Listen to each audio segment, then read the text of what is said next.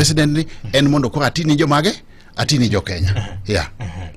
Weche moko bende wacho ni nyocha oneni gi Gachagua gi former CS mar agriculture Linturi ni ma momiyo ojemo ne ogoli oko. Jogo puka neno nyaka ne wabed kod je cabinet poka romo kodgi. Ni ma momiyo the head of state masani owacho ni dibe ni nandhoge sirikande at the executive ing'eyo ok an kadwa tiyo gi Gachagua ok binena gi Gachagua ling awuok kata kadwa tiyo kode sani awuok kata nyisi na dhi romo gi Gachagua kata Serena kanye in the glare of the public.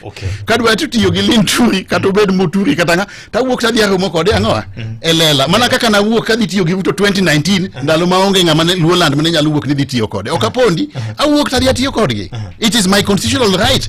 Any constitution, look at Article 137, Article 38 of the constitution. You have got the right to and free to make a freedom. You have the freedom of choice.